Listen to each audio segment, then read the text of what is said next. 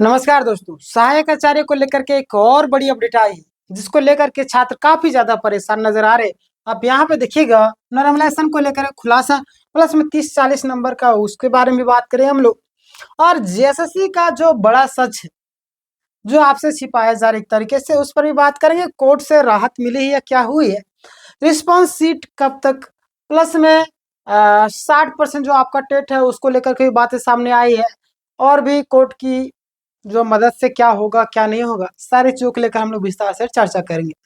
जो लोग नए होंगे लाइक कर लीजिएगा, सब्सक्राइब नहीं किए होंगे सब्सक्राइब कर लीजिएगा। सबसे पहले हम लोग चलते हैं, डिटेल में चर्चा करेंगे। अगर आप तैयारी करते किसी अन्य एग्जाम की, चाहे जेटेट की तैयारी कर रहे हो या माध्यमिक आचार्य की तैयारी कर रहे हो, जेट की तैयारी कर रहे हो, हमारे यहाँ पे सारे क्लास फ्री ऑफ कॉस्ट होते हैं। आप लाइव क्लासेस कर सकते हो।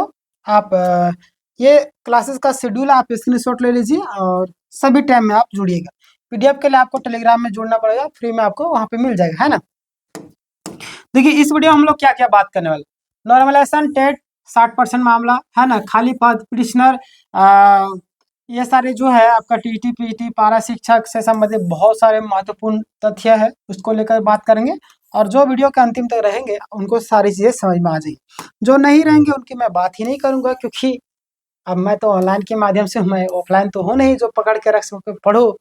देखिए देखिए अपडेट आया है, ये तो नहीं कर सकता हूँ। आपको देखना होगा देखिएगा, नहीं देखना होगा मत देखिएगा।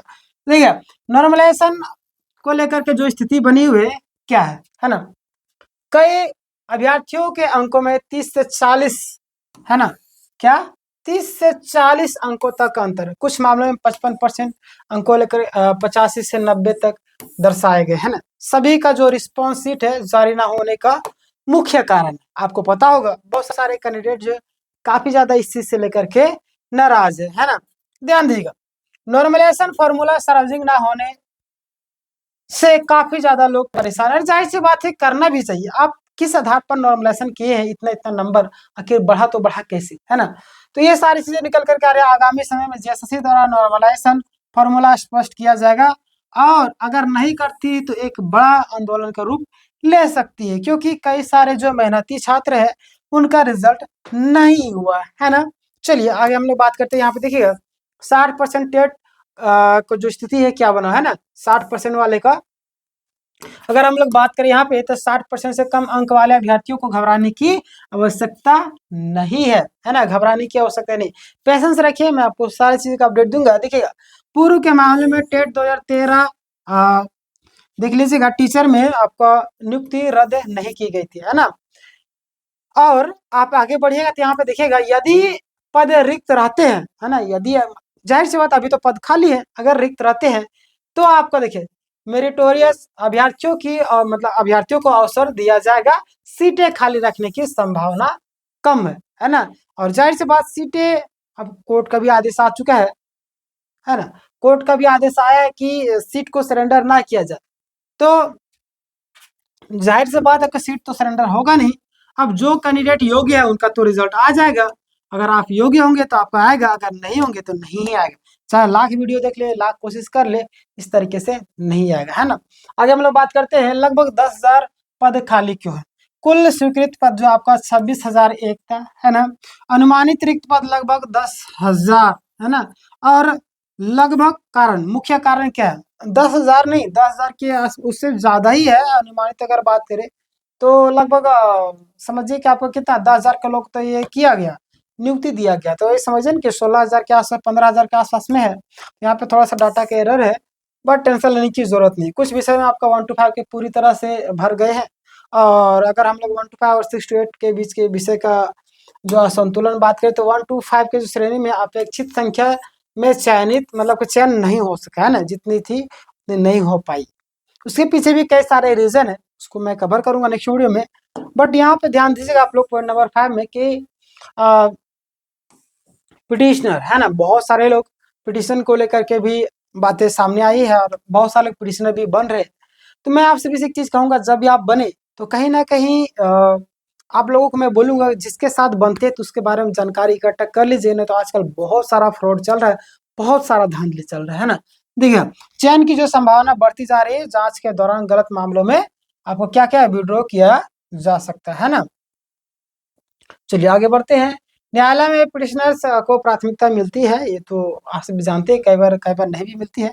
महत्वपूर्ण सलाह, अलग-अलग पिटिशनर दायर करने से बचे, अनुभवी एडवोकेट या जो आपका जान-पहचान जिसको बोल सकते हैं, जिससे आपको लगता है कि ये काम कर सकता है, उसके साथ ही जाकर के ज़रूर बनेगा, है ना? हाई कोर्ट टीचर को जो अपडेट आया है अभी तक हाई स्कूल से टीचर को लेकर के, है ना? आपको पता है कि हाई स्कूल टीचर को लेकर के कई सारे पद अभी भी रिक्त हैं और जिन अभ्यर्थियों का चयन नहीं हुआ है, आगे उन्हें अवसर मिल सकता है ना, आगे उन्हें क्या मिलेगा? अवसर मिल सकता है अथवा एलपीए आगे की कानूनी प्रक्रिया संभव है। क्लियर? आगे बढ़ते हैं हम लोग। पीटी माध्यमिक आचार्य का अपडेट क्या है? ध्यान देगा। पीटी माध्यमिक आचार्य का अपडेट की हम लोग बात करें तो माध्यमिक आचार्य परीक्षा मिड जनवरी में टेंटेटिव बताई जा रही है और देखिए क्या होता है। ज़रूर है कि हो जाएगी, जितना भी रफ्तार से सारा काम का चल रहा है उसके हिसाब से हो जाएगा ना। देखिए पारा टीचर से संबंधित जो स्थिति है क्या है, पारा टीचर को लेकर के समर्थन के अपेक्षित था काफी ज्यादा, है ना।